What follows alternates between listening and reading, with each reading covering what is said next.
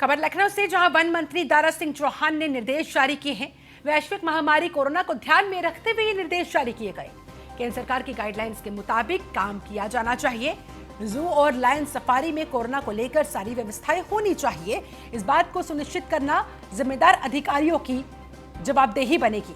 One मंत्री ने video conferencing के माध्यम से ये समीक्षा बैठक की। इस दौरान ये तमाम दिशा निर्देश उनकी तरफ से जारी किए गए।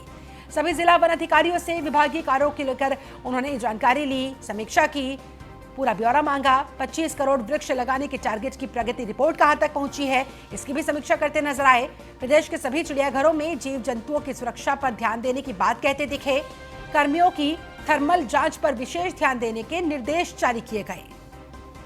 यानी कि थर्मल स्कैनिंग के जरिए अलर्ट रहा जाना चाहिए।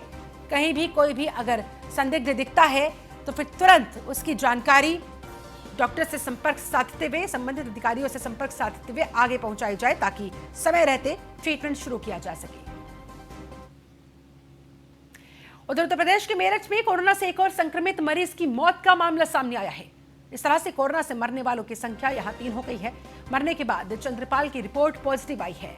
चंद्रपाल का दरअसल ट्रीटमेंट चल रहा था, उसे संदिग्ध मानकर स्वास्थ्य विभाग चल रहा था, लेकिन उसकी मौत हो गई। और मौत के बाद, यानी कि उसके मरने के बाद जब रिपोर्ट आई तो उसमें कोरोना वायरस की पुष्टि हुई है। कोरोना पॉजिटिव निकला है। निजी अस्पताल में अकाउंटेंट थे संक्रमित मरीज चंद्रपाल, जिनकी मौत हुई है। और इस तरह से इस एक और मरीज की मौत के साथ यहां पर मौत का आंकड़ा 3 तक जा पहुंचा है। मेडिकल कॉलेज के प्रिंसिपल डॉक्टर आरसी गुप्ता ने खुद इस बात की पुष्टि की। मृतक के पूरे परिवार को क्वारंटाइन करेगा अब स्वास्थ्य विभाग। विभाग ने पूरे इलाके को भी सील करने की तैयारी कर ली है। और इस दरमियान जितने लोगों के संपर्क में ये मृतक शख्स आया, उन सभी लोगों को चिन्हित करते हुए उन्हें भी और उनके परिवार वालों को भी क्वारंटाइन कराया जा रहा है। ऐसा है कि यहाँ पे हमारे पास जो मरीज भर्ती होते हैं उसमें बहुत सारे मरीज़ ठीक होके जाते हैं, बहुत सारे जो है वो अनफॉर्चुनेट डेथ भी होती है। तो हमारे यहाँ जो है एक मरीज़ की तो आज छुट्टी हुई है, रियाजुद्दीन का नाम है। तो उनकी छुट्टी हुई है, वो बहुत खुशी घर गए हैं। अभी हम लोगों ने देखा उनको और उन्होंने बहुत संतुष्ट थे, अच्छा लग रहा था। और उन्होंने खुद कहा कि भाई प्रशासन हमारी बड़ी मदद कर रहा है, अस्पताल वाले हमारी बड़ी मदद कर रहे हैं। और हमने उनसे ये भी कहा कि आप क्या संदेश देंगे, तो संदेश में भी उन्होंने कहा कि हम सबको यही बोलेंगे कि भाई ऐसा है कि कोरोना भी ठीक होता है, हम ठीक होकर आ रहे हैं। इसलिए कोई भी सिम्टम होता है तो तुरंत जो है आप अस्पताल जाएँ और डॉक्टर को बताएँ। जहाँ तक जो डेथ की बात है उसके बारे में, एक हमारे चंद्रपाल सिंह नाम के पेशेंट थे जो 52 साल के थे, कल 1:30 बजे करीब भर्ती हुए थे। वो थोड़ा सा बीमार थे, उनको जो है थोड़ा सा सांस फूल रही थी और फीवर भी था, खांसी भी आ रही थी, वो करके भर्ती हुए थे और काफ़ी सीरियस हो गए थे वो। तो काफ़ी कल रात में करीब शाम को करीब हम लोगों ने 5:30 साढ़े 5 6 बजे तक उनको वेंटिलेटर पर डाला और रात में उनकी जो है दुर्भाग्यवश डेथ हो गई करीब 1:30 बजे रात में। उनका जो है उस समय तक सैंपल का रिजल्ट नहीं आया था, हम लोगों का रिजल्ट अभी थोड़ी देर पहले आया है, उसमें उनको पॉजिटिव पाए गए हैं। इस तरह से यहाँ पर तेजी के साथ सारे मामलों पर नजर रखी जा रही है और इन पेशेंट्स को ट्रीट किया जा रहा है। और मौत का आंकड़ा अब तक यहाँ मेरठ में 3 तक जा पहुंचा है। बढ़ते खबरों में आगे सहारनपुर से बात करते हैं इस वक्त की बड़ी खबर की, जहां सहारनपुर में फिर से फूटा कोरोना बम। जी हाँ, जिले में 14 और लोग कोरोना पॉजिटिव निकले हैं। इस तरह से बल्क में केसेस सहारनपुर से सामने आए हैं। सहारनपुर में कोरोना पॉजिटिव लोगों की संख्या बढ़ गई है। सहारनपुर में 51 से बढ़कर अब ये संख्या 65 तक जा पहुंची है। सहारनपुर में लगातार कोरोना पॉजिटिव मामले बढ़ने के कारण वहां पर शासन प्रशासन में हड़कंप मचा हुआ है। अस्पताल प्रशासन ने कुल 183 लोगों के सैंपल्स लेकर नोएडा और मेरठ लैब में भेजे थे, जहां से आज 183 लोगों की रिपोर्ट सामने आई है। उनमें 14 लोगों को कोरोना पॉजिटिव पाया गया। जिन 14 लोगों को कोरोना पॉजिटिव पाया गया है उनमें 13 देवबंद और 1 गंगोह में क्वारंटाइन किया गया।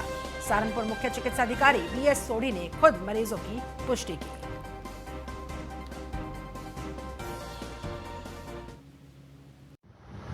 आज 2 लिस्ट हमारे पास नेशनल इंस्टीट्यूट ऑफ बायोलॉजिकल, ये जो है नोएडा में जो है वहाँ से आई है। इसमें हमने 15 तारीख को एक सैंपल भेजे थे, जिसके 50 लोगों के सैंपल भेजे थे और एक 16 तारीख को हमने 133 लोगों के सैंपल भेजे थे। उनकी सूचना हमें प्राप्त हुई है और इसमें से हमारे ज़िले के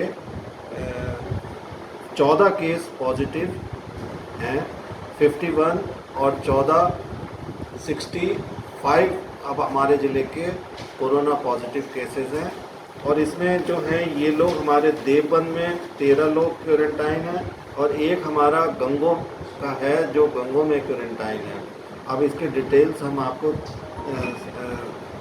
कर रहे हैं और उसके बाद तो इस तरह से तेजी के साथ ये आंकड़े सहारनपुर में जो बढ़े हैं, कोरोना विस्फोट यहां पर हुआ है। जिले में 14 और लोगों के अंदर कोरोना पॉजिटिव निकला है। जी हां, दरअसल जानकारी के मुताबिक 183 सैंपल्स आज भेजे गए थे, जिनमें से 14 लोगों में कोरोना पॉजिटिव निकला। इस तरह से सहारनपुर में लगातार बढ़ रहे हैं कोरोना पॉजिटिव मरीजों के मामले। पहले यह संख्या 51 थी, जो अब बढ़कर यानी कि 14 केसेस सीधे बढ़े और यह संख्या 65 तक जा पहुंची।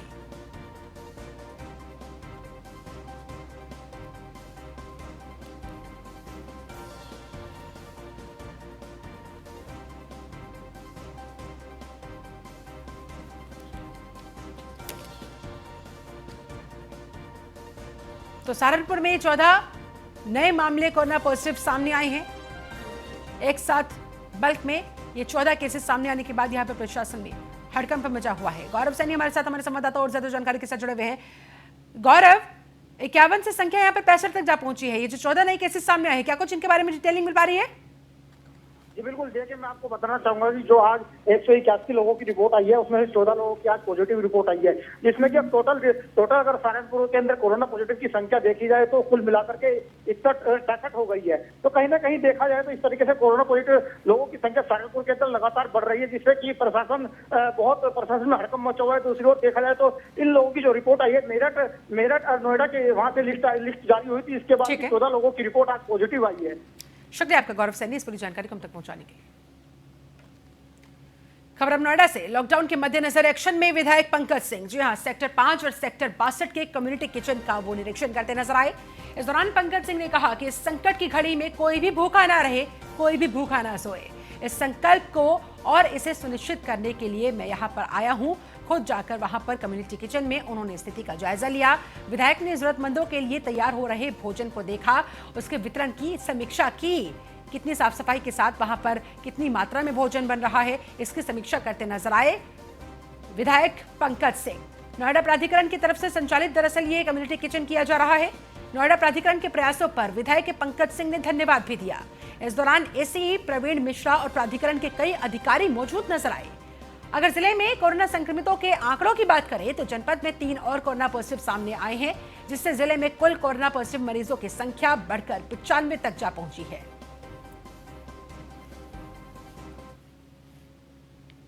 ब्रेक के बाद स्वागत है आपका। खबर लखनऊ से। उत्तर प्रदेश के जुडिशरी से जुड़ी इस वक्त की बड़ी खबर आपको बता दें, इस साल नहीं होगा यूपी के किसी भी अदालत के जुडिशियल अफसर का ट्रांसफर। जी हां, ये फैसला लिया गया है। कोरोना के कारण अप्रैल में होने वाले सालाना ट्रांसफर को फिलहाल रोक दिया गया है, उस पर रोक लगा दी गई है। अब अप्रैल 2021 में ही होंगे जुडिशियल अफसरों के अगले तबादले। डिस्ट्रिक्ट जज से लेकर सभी निचली अदालतों के तबादले फिलहाल रोक दिए गए हैं। हाईकोर्ट के रजिस्ट्रार जनरल ने प्रदेश के सभी डिस्ट्रिक्ट जजेस को यह आदेश लिखित में भेज दिया है। लिखित में यह ऑर्डर आपके सामने, आपके टेलीविजन स्क्रीन पर। आलोक राय असिस्टेंट एडिटर और ज्यादा जानकारी के साथ फोन लाइन पर जुड़े हुए हैं। आलोक, जुडिशरी से जुड़ी ये बड़ी खबर समझाएं। जी बिल्कुल, देखा जाए तो ये जुडिशियल से जुड़ी हुई बड़ी खबर है, क्योंकि जिस तरह से रजिस्ट्रार जनरल ने आदेश दिया है कि सभी तरह के तबादलों पर जो जुडिशियल अफसरों के तबादले होते हैं उस पर रोक लगाई जा रही है और 2020 में कोई तबादला नहीं होगा। ये सारे फैसले जो है कोरोना संक्रमण के कारण जो माहौल बना हुआ है, जो व्यवस्थाएं हैं, उसके मद्देनजर लिया गया है और इसको देखते हुए तत्काल प्रभाव से आदेश जारी किया गया है। यानी कि अब जो भी तबादले होंगे वो अगले साल में होंगे, अगले तबादला सत्र में, क्योंकि अप्रैल में ही जुडिशियल अफसरों के बड़े पैमाने पर तबादले होते हैं, तो इसलिए कोरोना की वजह से ये तबादले फिलहाल स्थगित किए जाते हैं। और आदेश ये भी हिसाब से उसने दिया गया आदेश में कि अब ये सभी तबादले जो है अगले साल यानी 2021 में किए जाएंगे। तो ये एक बड़ी खबर है जुडिशियल सर्विस से जुड़ी हुई। जी बिल्कुल, आदेश भी इसके मद्देनजर जारी कर दिए गए हैं। जी बिल्कुल, आदेश जो है हाईकोर्ट के रजिस्ट्रार जनरल की तरफ से आदेश जारी कर दिया गया है कि अब इस सत्र में कोई भी तबादला नहीं होगा, क्योंकि अप्रैल में ही ठीक। तबादले होते हैं जुडिशियल अफसरों के। तो अब किसी भी कोर्ट में, चाहे वो जिला अदालत हो या फिर सत्र न्यायालय हो, कहीं भी कोई तरह का जो है अब जो है तबादला नहीं किया जाएगा। इसके बाकायदा स्पष्ट आदेश जारी कर दिए गए हैं। ठीक है, मामला पूरी तरह से स्पष्ट कर दिया गया है, लिखित में आदेश भी जारी कर दिए गए हैं और अब अप्रैल 2021 के बाद ही किसी तरह का कोई ट्रांसफर संभव है। बहुत शुक्रिया आपका हमारे साथ जुड़ने के लिए, इस पूरी जानकारी को हम तक पहुंचाने के लिए, आलोक राय।